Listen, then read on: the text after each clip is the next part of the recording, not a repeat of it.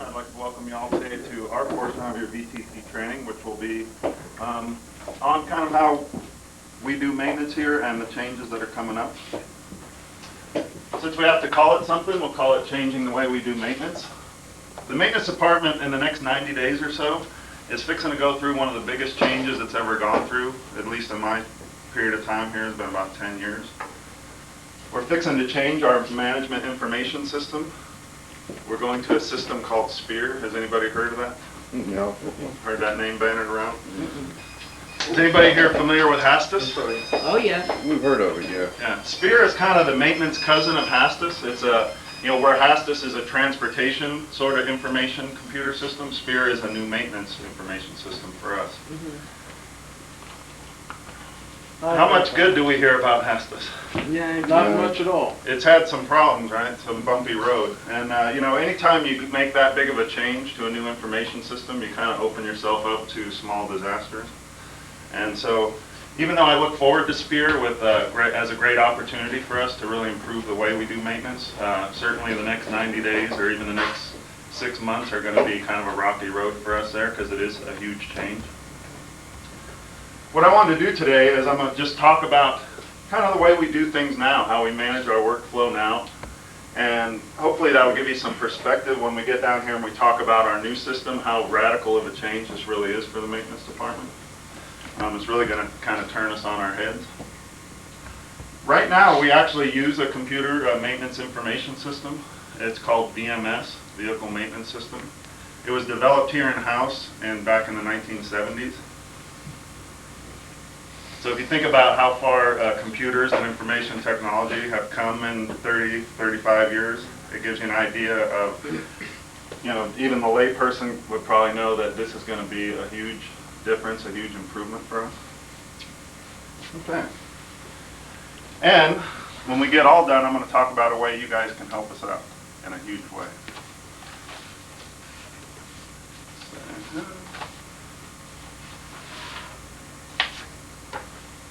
Has anybody seen one of these before? Yep. Yeah, we did. Yeah. I've never seen Familiar that. with this thing? She says, I've never seen one. B1 defect card. This is kind of our a big part of our information system, how we report defects and get them into the system. What we're going to do is just take this as an example that we wrote up a coach for a check engine light, an intermittent check engine light, and kind of walk through how we handle this on the maintenance department side, and give you guys some idea of what happens over there. One thing that I think is good about that is that you guys are our customers, and we work for you, and that system is there for you, so that you get a decent piece of equipment to use in your run every day. I think if you know a little bit about that system, you'll be able to use it more effectively. You'll get a little more out of it, because that's kind of the goal.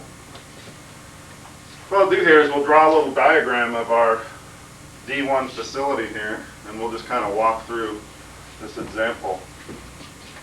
Now, I was a business major, not an art major, so you guys will have to bear with me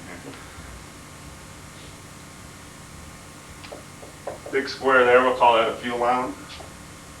Little square we'll call a wash rack. Down over here someplace you got a body shop. Kind of right here in the middle you got a main shop. And then going down this way, there's a AC or heavy duty shop. And then we have a admin building over here.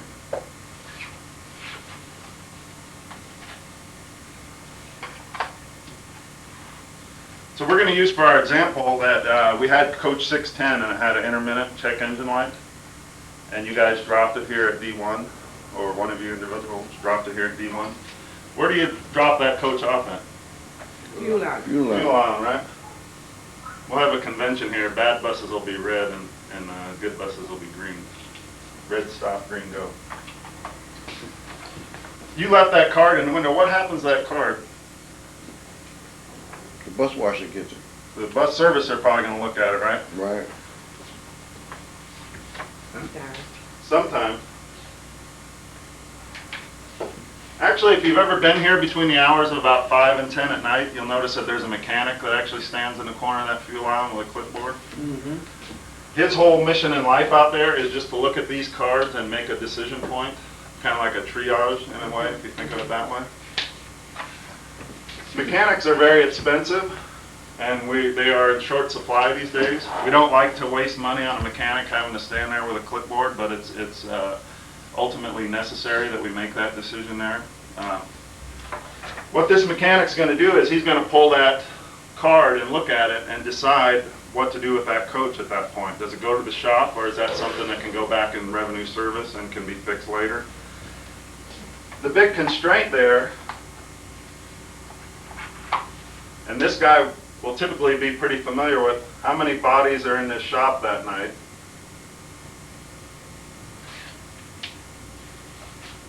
In addition, how many more red buses we got out here, right?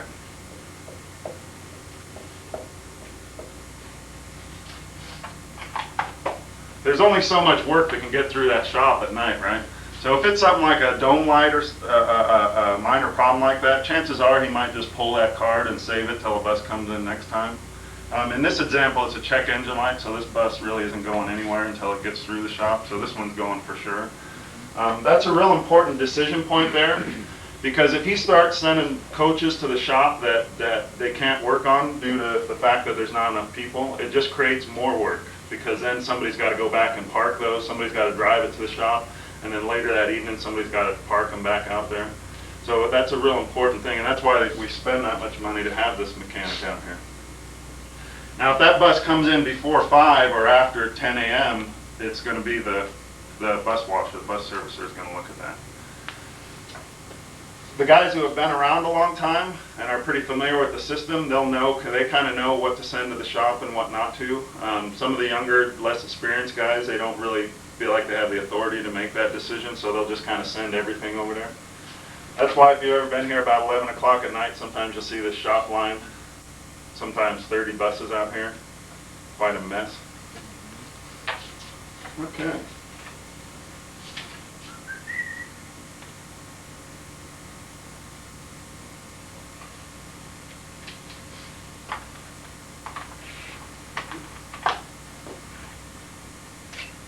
Okay, so our 610, it made it to the shop, right? And this card follows it. This card's going to be in the window. So this thing came around the shop line. At this point, with that coach 610, who knows that that's here and needs to be worked on for a check engine light? The shop. The head mechanic. Does he yet, though? No, I mean the one standing over there. This guy here, yeah, he knows about it. Yeah. Does this guy know? No. Not yet, right? That's why you'll see this chief mechanic here. That's our second actor in the drama there. That chief mechanic, his mission in life, the only reason he's there pretty much is just so that he can take his resources in that shop, his people and his time and materials, and work this workflow, all this work that comes to the shop, and by peak pull-out time have enough blue buses out there on the ready line so that you guys can go out and make your runs. That's why you'll see sometimes at about 2 in the afternoon guys running around looking for buses that'll make it. That means this guy doesn't have enough equipment out here, so it's a real scramble sometimes. You'll see that in the morning too, 7 a.m., the peak pull out in the morning.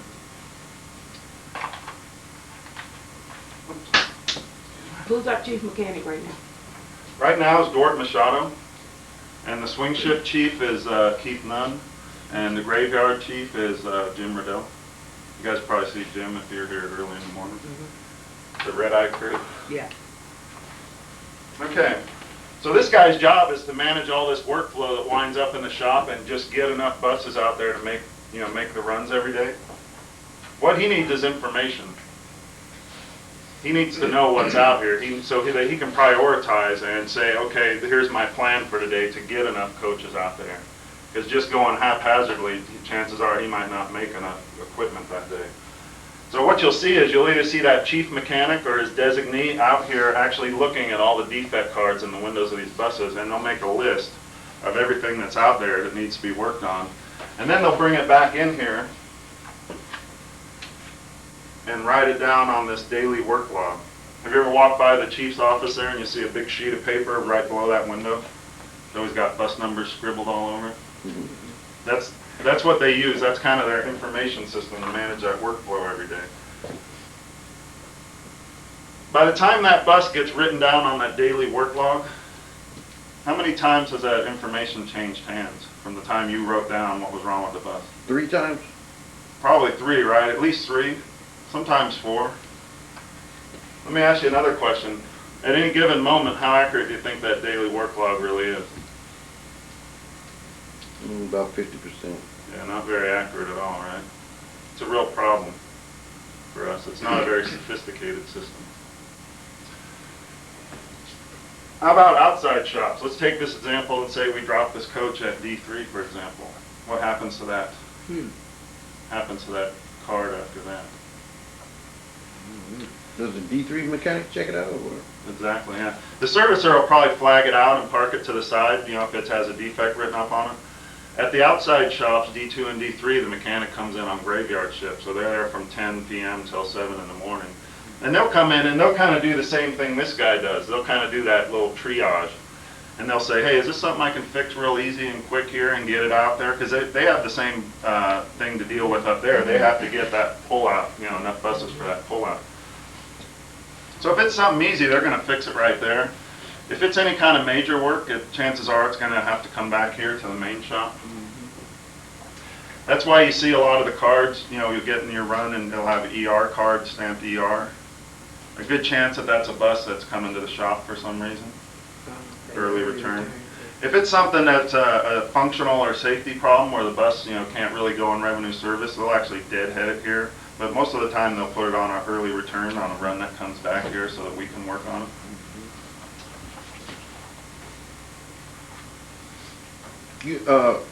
How come it's no system for people that are on the board, or if you're moving a bus from D2 to here? Yep. How come when the dispatcher asks you to move the bus, they can't tell you what's wrong with it? That's a very good question, and that we even sometimes have a problem figuring out what's wrong with them, and that's one of the constraints of this system and the way we handle these. And you'll see that, you know, as we go along. That, What I'm saying, usually Yeah. the card isn't in there right? when you're bringing a bus here, so the mechanic can get it. Yes, and that is a problem because wouldn't you like to know? Yeah, definitely. It's like this a brake problem or something? Yeah, a little bit Or of it's cutting off information. or something, yeah. Yeah, a little Yeah. bit of information would be helpful. Yeah, all you get is that ER card, and then the card that the operator wrote on goes in that little green pouch. Have you ever seen them pouches that kind of go back and forth up over the mountain on the mule? Yeah. Yeah. And then we hope by the time that ER bus shows up here, we hope that by the time that bus shows up here, the card gets here too, because that's what we want to see. Just like you said, I want to see what the operator wrote up on this bus. Because that's the best information we have, you know, right from the horse's mouth. Not something that's been written down and transcribed 2 or 3 times. The guys at the outside shops are pretty creative, and they're pretty good at dealing with, you know, getting us the information we need. But, you know, our current computer system is pretty antiquated, and they don't even have computer terminals up there. They're not online with the computer system we're using.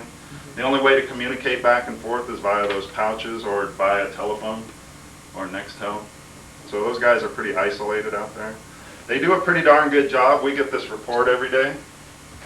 It's an early return list, and that's all the buses that got ER'd. I think this is probably Mondays. Not a very good report though, because if you see, it just says, for instance, look at 629 here, it says AC. Well, that could be a hell of a lot of different things, couldn't it? You know what I'm saying? I want to see what you wrote about it, because you probably wrote down, hey, this blower doesn't work, or that blower, or, you know, it's too hot, too cold. That's what I want to see. So the outside shops with our current system are, you know, a real communication problem for us. You know, those guys do the best they possibly can at getting us the information, but it still is a problem. It's not entirely uncommon to have a bus show up here with an ER card in it and nobody knows why. You know, I'd say it's the exception more than the rule, but it does happen. And that's when you'll see that maintenance chief in there digging through piles of cards trying to figure out what's wrong with this doggone bus. Because you certainly don't want to release it out here to service if you don't know what's wrong with it, right? You're taking a pretty big risk doing that. Okay.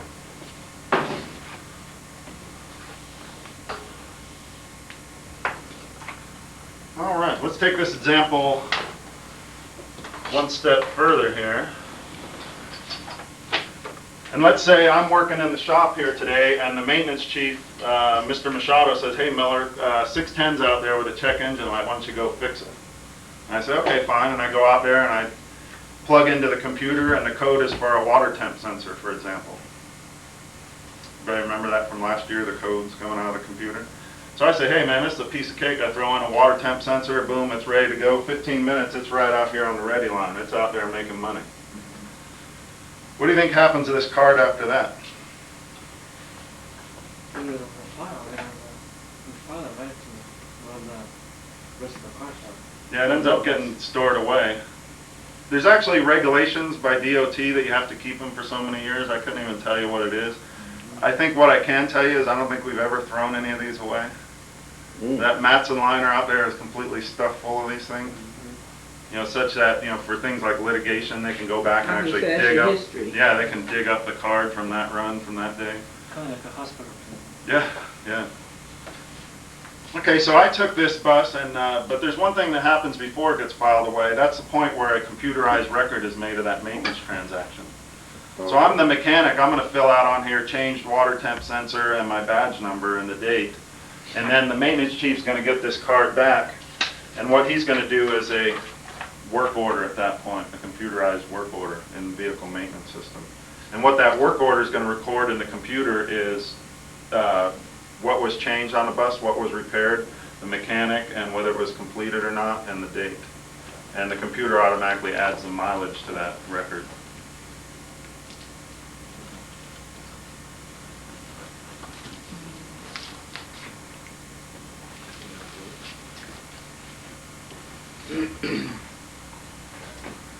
Does anybody see a problem with making that computerized record after the fact, after the work's been done and that bus is already out on the road?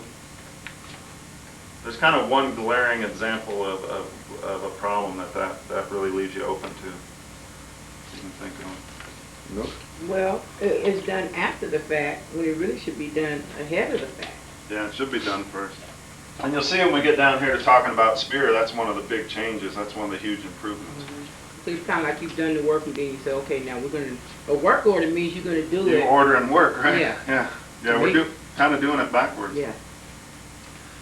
One of the biggest problems is with repeat defects, doing it that way. Let's say you had Coach 610 last week and it had a check engine light. And it came through the shop and I fixed it, I put on a water temp sensor and it went back out in service. And now this week you had it and you wrote up the check engine light. It comes back here. You put Hey, it this is in the first time we've seen it as far as I'm concerned, so I've changed the water temp sensor again, just kick it back out there on the road. The problem's intermittent because it's a wire that's broken somewhere and it works sometimes doesn't.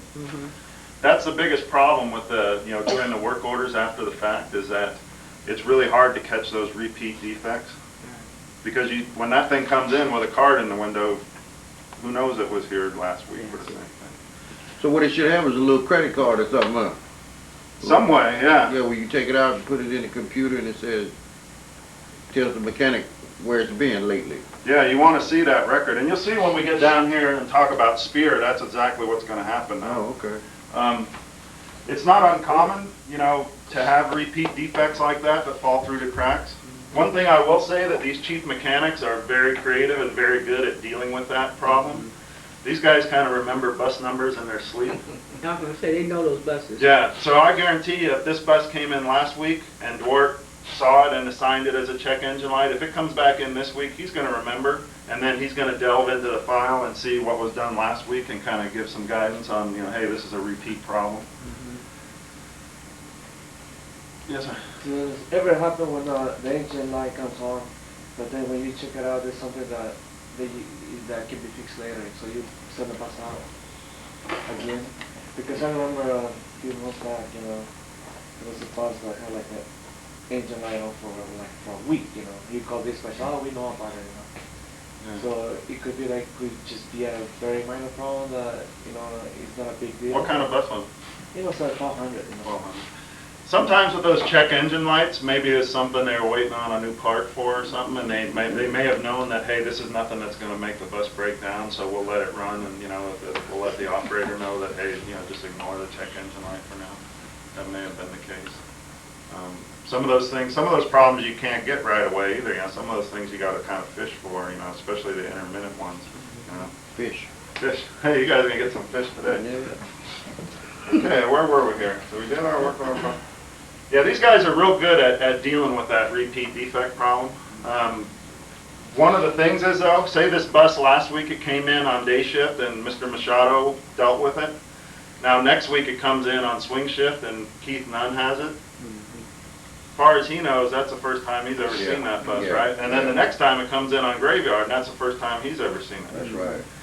The VMS computer system is not quick enough and sophisticated enough to research. I mean, that's ideally, every bus that comes in here, you'd want to do some research on, hey, has it ever had this problem before? What's been done to this bus? Has that system of the bus been worked on? The constraints of the current computer system just won't allow us to do that. You see when we get to Spear, though, that's going to flag that sort of thing for us. And we're really wasting a lot of resources pretty much. Yeah, and I'm not trying to say it's a bad system, it's just No. an old system, you know? Yeah, it's not. It worked fine, you know, 20 years ago, but I mean, it's probably not. only had 20 buses now. Yeah, we did have a lot less buses then, yeah, and it was a lot easier to deal with. Right. You know, it's just a matter of getting into the 21st century, you know, with our program. I thought this was 2000. It's 21st. 2104. 2104. Yeah, I like to make the analogy that, you know, if your refrigerator breaks down at home, do you just kind of roll it out in the driveway and hang a note on it and hope a refrigerator mechanic drives by and sees it? Probably not. You're probably going to get on the phone and call up the repair company, and I guarantee you the person on the other end is sitting at a keyboard and typing in a computerized work order. That's the big change that we're going to make here. Anybody define efficiency for me as it pertains here? Put you guys on the spot here. Well, What, taking care of a problem at the lowest output? Perfect. Yeah, dealing with your problems with the least amount of, you know, resources, time, money. Right. How about effectiveness? Take a stab at that one. I'm putting you guys on the spot when you here. do it, you don't have to repeat it. Yeah, you do it right, right? Right. Doing it right the first time. I would argue that we've always kind of had this one, effectiveness here, just because we have to. You know, the buses have to go out there and run. They can't break down. Yeah. And, you know, over the years, if you stack us, you know, as they do like industry comparisons with our It's peers, good. we typically stack up pretty well, you know, Yeah, as you far do. as, you know, they measure things like miles between road failures and that sort of thing. And we typically, you know, we're pretty effective. Good. I'd argue that we got a lot of work to do in this area. You know, this place used to be Fat City. When I first came here 10 years ago, nobody really cared or even talked much about money. It was just, hey, whatever it takes to get the, you know, to be effective. You know, you guys know that. You've been around here a long time. The purse strings have been tightened up pretty severely. And this is what we really need now because we're not getting any more mechanics. You know, we're at about 36 now. When I first came here, we were up in close to 50. I think 47 when I first started here. Our spare parts budget has been cut in about half. You know, so we're really not going to be able to throw resources at the problem anymore. We're going to have to gain this efficiency. My big high hope for Spear is that through communication, it's going to give us this efficiency, and then hopefully we'll kind of have both, with the end result being a much better maintenance program and a lot better equipment for you guys out there on the road. Because if you think about it, that's really the goal of why we're here. It's nice to hear somebody say that, man. Thank you. Like you said, you're working for us, and then you said, you know, our goal is to make sure you have good equipment. Yeah. Thanks for saying that. But a lot of the systems around here don't feel that way. Tend to lose track of why we're really here sometimes. Thank you. I know. Appreciate that. Think we're here for our own good, right? Right. And we're not. Okay. Well, let me ask you, like I know years ago, you know, the buses were less complicated too. Oh, yeah. And yeah. and so I'm quite sure that's been a real challenge with the different systems and Oh, the yeah. different type buses that we have. Yeah, training. Yeah, so we had like 700s, 800s, you know. It's kind of like the equivalent of having a slanted 6 back in the day, you know, just Right. everything sitting right there. But now it's really different with all the computers and stuff in the different buses. Is it better though? It's getting better. Mhm. You know, as the computer systems get more sophisticated, they kind of get easier to work on to a point, if you can imagine that. You know, the early generations of the computer systems, they would just go out and you didn't know why. You know, now they have, you know, onboard diagnostics and things, so it is getting better, but it is a tough challenge. You know, if you remember back to the old New Look days, they had no wheelchair lift, no Yeah, power we didn't have to deal steering, with none of that. real simple electrical system. I mean, those things Yeah. just ran, you know, They just ran. you could rebuild it with a lug wrench on the side of the freeway, you know. Now it's not that way anymore, Right. and it is a real challenge. And, you know, we're doing it with less people even. Right. And it's not uncommon these days to get, you know, an electrical problem that may take you all day to figure out what's wrong with the bus, you Is know. that right? Yeah, it's not uncommon. You know, or in the old days, you just hook a jumper wire, oh, well, that's what's bad there, and boom, boom, it's on the road. Okay, let's talk about Spear for just a minute.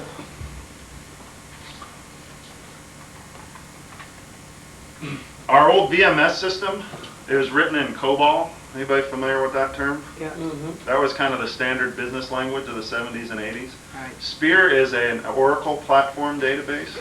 Anybody familiar with Oracle? That's kind of this industry standard, the biggest database software company.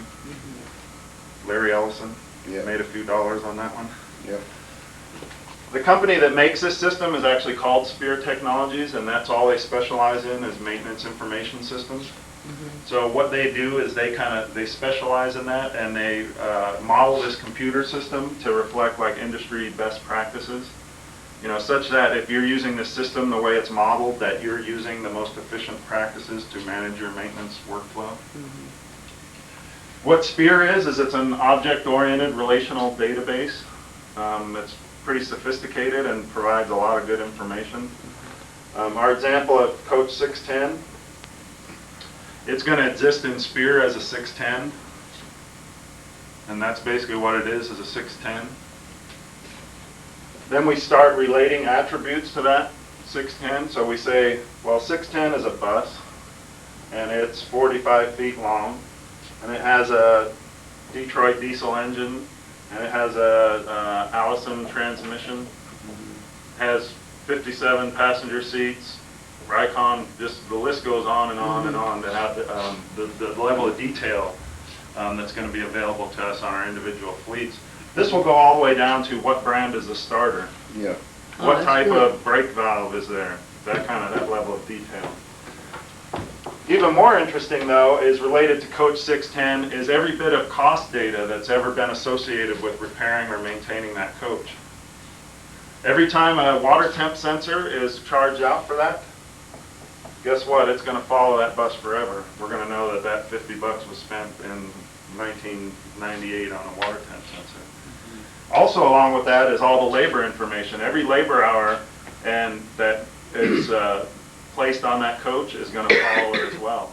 You know, that half an hour that it took me to change the water temp sensor, that cost data is going to also be associated with that coach.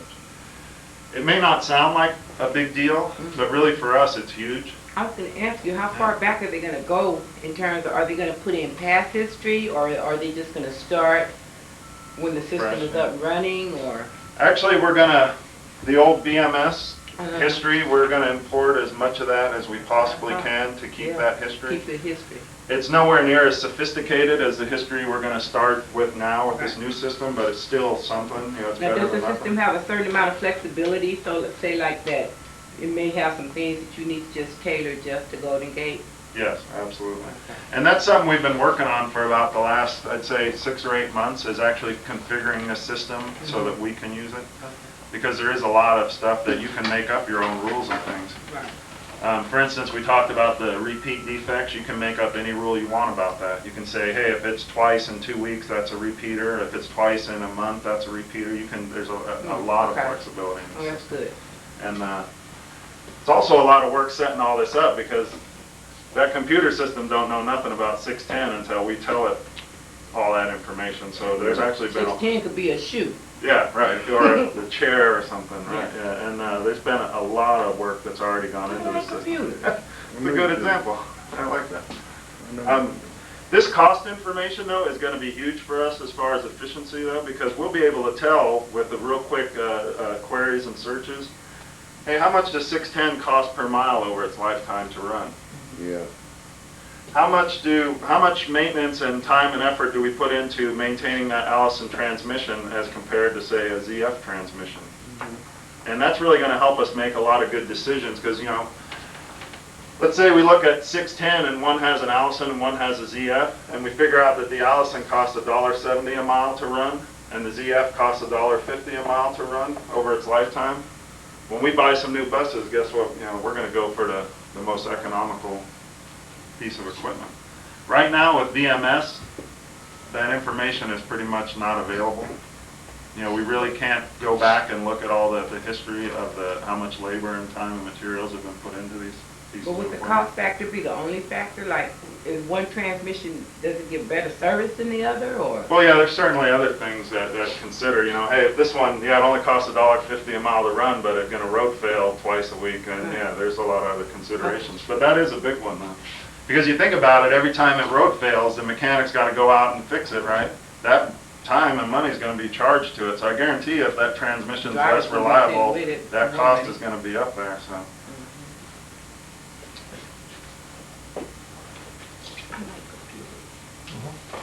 We said that 3 times.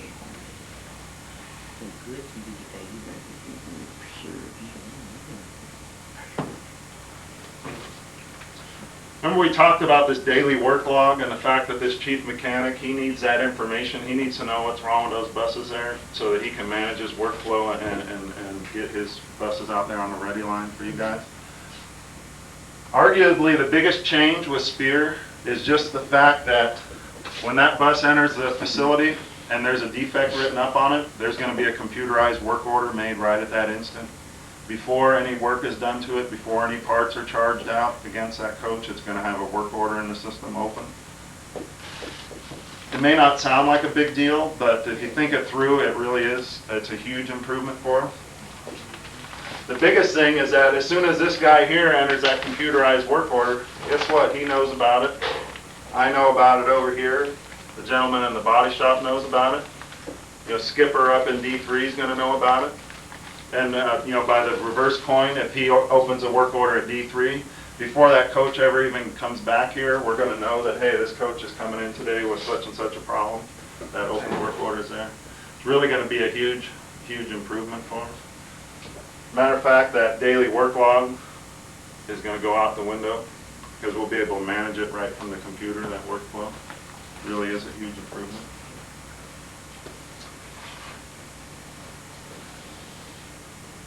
And that leads me to the sales pitch. I didn't wear my polyester slacks and white patent leather shoes, but I'll do my best here today. There's a way that you guys can help us out dramatically. You know, in the next 90 days, it's going to be a real rocky ride for maintenance, and I hope we get through it without too much, you know, disruption in our, you know, the way we do things. But it really is going to be a huge change for us. As we sat down and started to configure this system, one of the biggest challenges was we know we got to open work orders on this equipment when it enters a facility. We can't do it the old way and enter them after the fact. That's real big. The biggest challenge we encountered, though, was how do we find an easy way that when that coach enters a facility, that mechanic can open a work order and get it in the system. If you've ever been here late at night, you'll see how fast those servicers fly through the fuel island. Them buses are going by and they don't slow down for nothing. That mechanic out there really doesn't have time to read a narrative defect card and then open a work order in the system on every coach that comes in with a defect. We decided pretty quickly that what we need was some sort of a checklist style defect card. One of the real nice features of Spear is that it allows you to make what are called template work orders in the system, such that you have a work order built for all your most commonly reported problems. You know, for instance, soft brakes is something we see on a daily basis. So you have a template work order already ready to go, and you just identify the piece of equipment and that template work order, and boom, you've got it. Instant communication. So we're getting new defect cards. We're getting new defect cards. Okay. That's where all this is going here. Did you pay me? Pretty sharp, huh? Yeah, you're ahead of the game. You're on the ball this morning. Thank you. Oh, shut up. You get paid You for it? defect card guy. Supposed to. Unfortunately, I kind of raised my hand and said, I'll work on a checklist defect card. There's an old saying that says, you know, if you open a can of worms, you better have a bigger can because you'll never get the lid back on that one. That's kind of how it's turned out to be. It's been a real difficult project. One of the first things I did was I started kind of surveying other transit properties to see, you know, kind of how they handle their defect cards. It really surprised me to find out that we were the only property of all the people I talked to that still use a narrative style defect card. Just about everybody out there in the industry is using some sort of a checklist style defect card. This one's from Philadelphia, Pennsylvania, SEPTA, Southeast Pennsylvania Transit. There's a Samtrans. There's a Muni light rail. There's a Muni trolley. What they fill this out before they get on, before they start? Yeah, typically most of these will have like a pre-trip area that they fill out during the pre-trip, and then there's also typically most of them have an area for like on the road, you know, in-service type defects. What I can almost assure you that each one of these checklists on here, each one of those boxes corresponds to some type of a template work order in their maintenance system.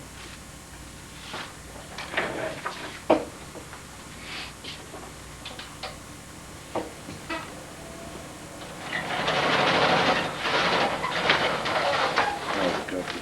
Easy.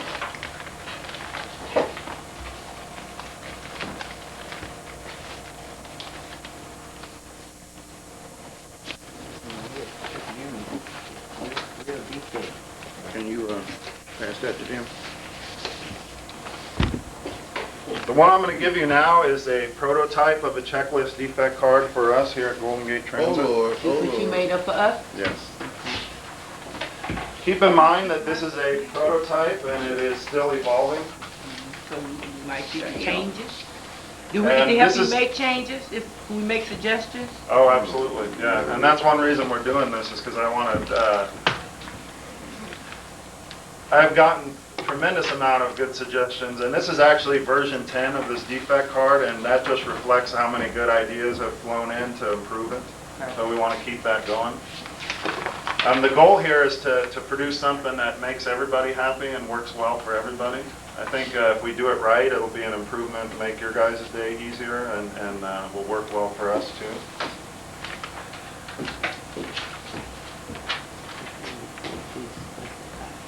I gave those to you on a full sheet of paper. They'll actually be right about this size. Oh, okay.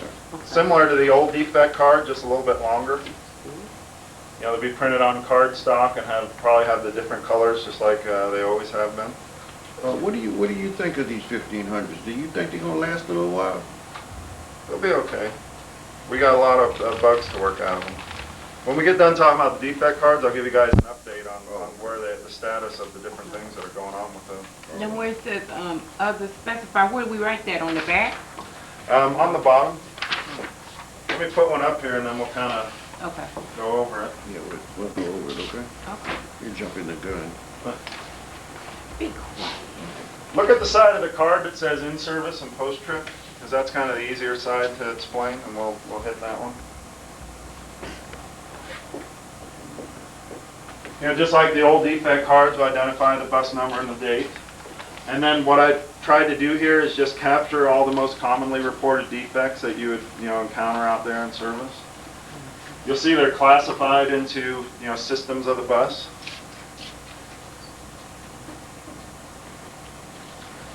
If you'll notice on the bottom there, there's still plenty of room for you to give a narrative description of the defect. Oh, right here. And that's something that I still highly encourage. You know, the idea of the check boxes is so that we can, oh, should I? No, it's okay. You guys can see, can't you? The idea of the check boxes is just to give us a way to get these work orders open in the system. You know, each one of these check boxes, the number will relate directly to a pre-built work order, such that if you check a box, for instance, our 610 example would be check engine light. So you would check box 52 there. When that bus came through the fuel island at night, all the mechanic has to do is identify the piece of equipment, 610, and number 52, check engine, and we'll have an open work order in the system and everybody will know about it. This system is actually going to be integrated with Hastas. I don't know to what point it will be, but there's going to be some communication there, and hopefully it'll be sophisticated to the point where the dispatcher at that point will know that, hey, 610 is kind of out of service with a problem. We hope that we were able to achieve that level of sophistication with it. It is absolutely impossible to capture with check boxes everything that could possibly ever go wrong with the bus. You know, so there's still plenty of room down there to give a narrative description of the defect. You notice each one of those categories has an other, Oh, yeah. with the ultimate bailout being a number 98, miscellaneous other. And we'll have a work order in there for miscellaneous other. We still want to see your comments though, because that's one of the best aids in diagnosing the buses is what you say about it, especially with intermittent problems. You know, some of what you say is very important. You have a check engine light. Under what conditions? Is it only going up a hill, or is it all the time? Is it just once in a while? Is it only when the bus is idling? That kind of information can really help the mechanic, particularly with an intermittent problem. Or if it only does it at 47 miles an hour, definitely write that in there. You know, if you've ever been here at 3 o'clock in the afternoon, there's not a place within 30 miles of here you can go over about 20 miles an hour. So if it's a problem that only happens at 45 miles an hour, write that down, because he'll need to make sure that he gets to that speed before he says that, hey, this coach is okay, there's nothing wrong. Very important. This side of the card here, if nothing's wrong with the coach, just leave it blank. Forget about it. No, nothing to do there. Okay, but on the bottom down here, who's these numbers for, us or you? No, that's for us in the maintenance With department. the code, badge, and description? Oh, no, the code, yeah. If you decide to give a narrative description, you know, some of these defects don't need any description. For instance, transmission won't go in gear. There isn't much else to say about that, so just Right. check the box. But if you want to give a description, go down below and mark the code. So in this case, it'd be code 52, check engine light, your badge number, and then it only happens going up Waldo, Okay, something like that. Okay. The reason we like to see your badge number is sometimes, you know, maybe there is a serious problem with the coach, and obviously the operator's not going to waste his valuable time writing something up if nothing happened. Now we got it in the shop and we can't get the problem to happen again. You know, maybe we can go back to you by your badge number and ask you some, hey, under what conditions did this happen? You know, how often? You know, get some more information to help us, you know, get to that. You know, as mechanics, we like to find the smoking gun. It's nice to find a broken part and say, hey, that's what caused the problem. You know, the way things are now with the electronics and stuff, that doesn't always happen. You know, sometimes you're kind of shooting, throwing darts with a blindfold on sometimes, you know. Okay, flip around and we'll look at the front side there.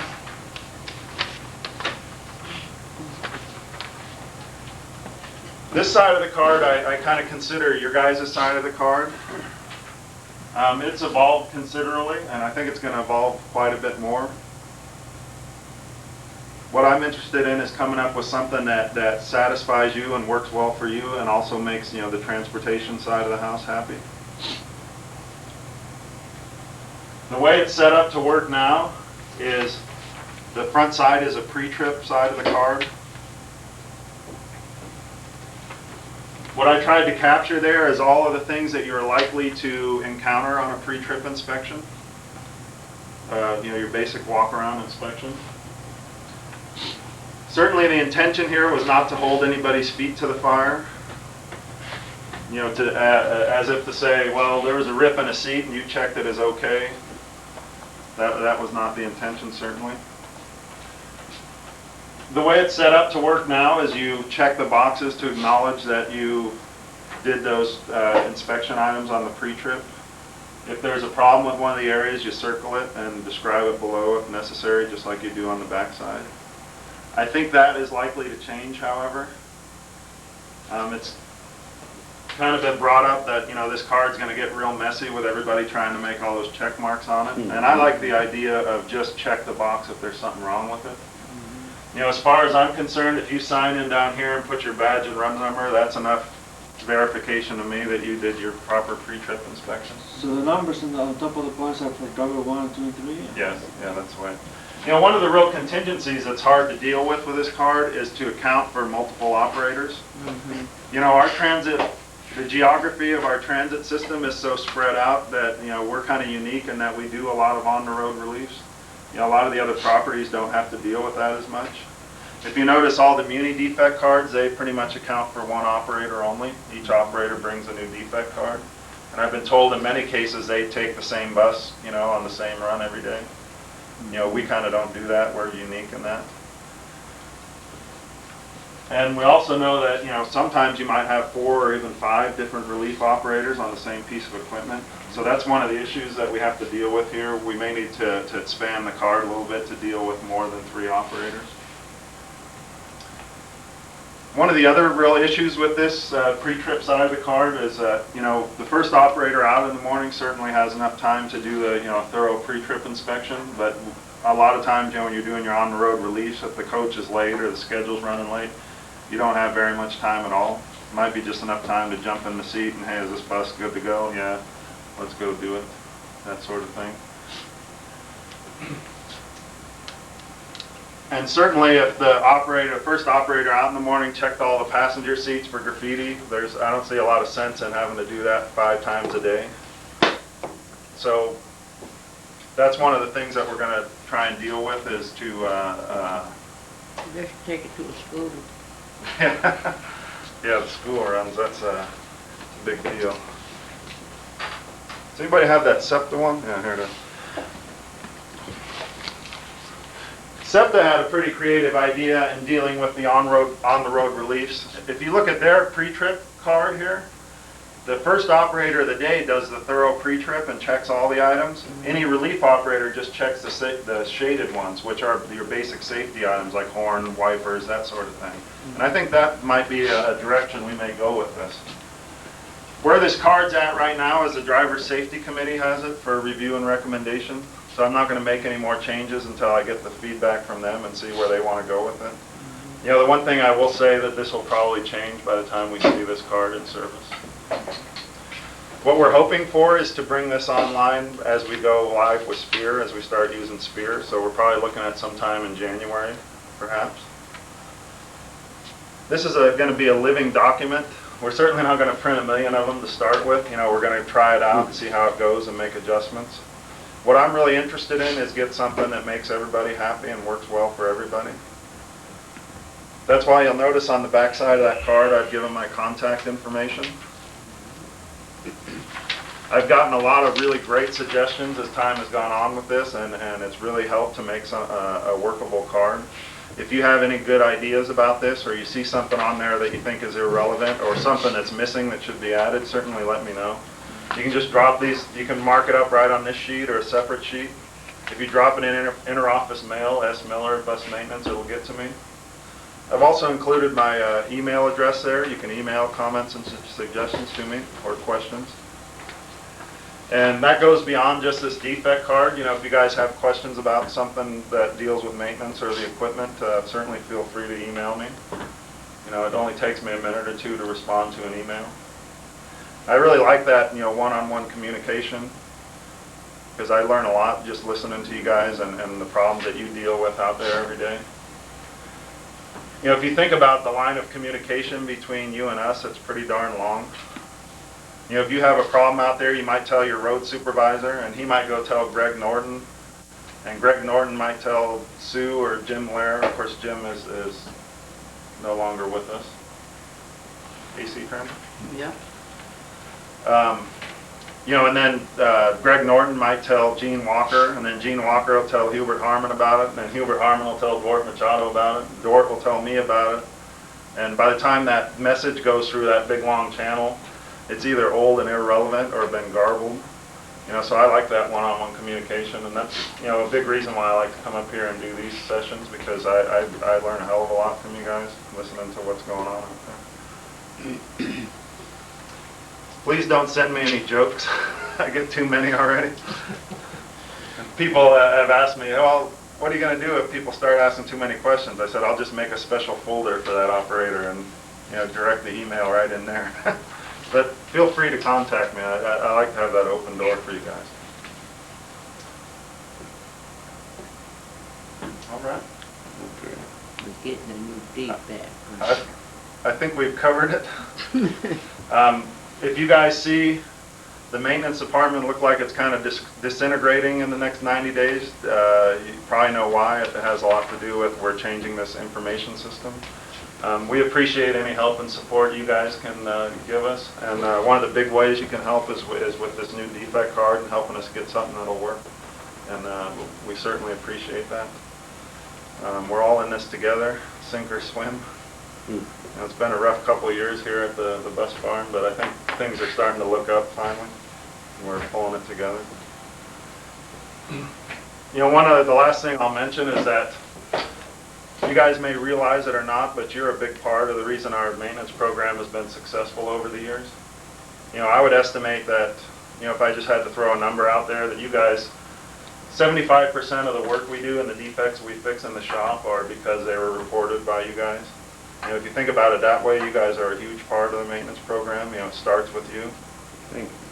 And I'll also say that, you know, you guys know what's wrong with a bus oftentimes more than we do. I'll guarantee you could get in a 600 and tell me if it's running right better than I can tell, because I drive them about once a week. You drive them every day. You know, you guys know the equipment and you're the eyes on the equipment. There's kind of a common misconception that this equipment gets checked, you know, like on a daily basis by the mechanic, and it really doesn't. You know, the minimum inspection is 1,500 miles, and that's just a basic, you know, brake, lights, safety inspection, wheelchair lift. You know, so 1,500 miles, that bus might be out there a week or two or even longer, with the only eyes on it being your eyes. So, you know, that's you guys are a real critical part of You know, the sometimes maintenance we program. get criticized for doing like roll calls and stuff, you know, and I think it's because, well, I used to feel like it was because the information wasn't integrated, you know, like maybe dispatch didn't understand that, you know, you guys don't see that bus the way we see the bus, or, Yeah. you know, yeah. sometimes it can really get to be really messy, like, Well, it's stressful for you guys too, because Yeah. you know you got a problem, and then you're like, man, if I report this, then I'm going to be a troublemaker or something. And you know, that's a culture that I hope it's changing, and I hope it'll continue to change and get better. yeah, you know, sometimes roll call in the bus can be like a real problem. Yeah. Oh yeah.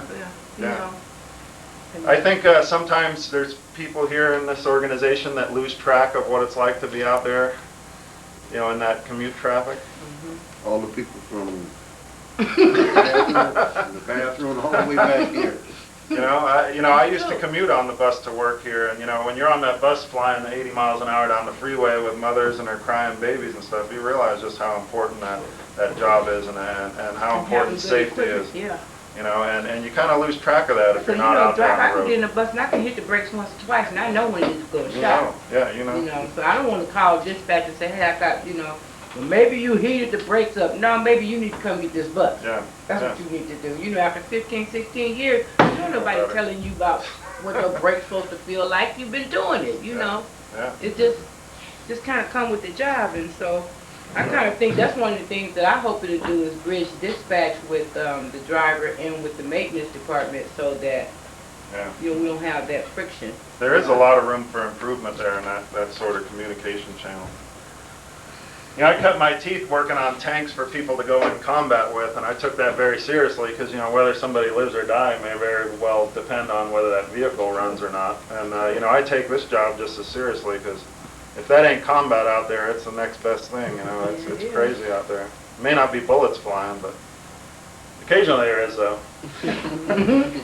I'm serious. I was here working Saturday night by myself, and they called me on the radio, and they said, "Hey, man, somebody shot the windows out of the bus in Richmond. Get down there." I said, "What do you want me to do about it?" Tell them to get the hell out of there. Yeah. I ain't got no gun. Yeah. So, but all in all, I'd like to thank you guys for the good work you do out there, and we'll keep it going. Thanks for participating today. Thanks, Steve. Thank you. Now tell me about them 15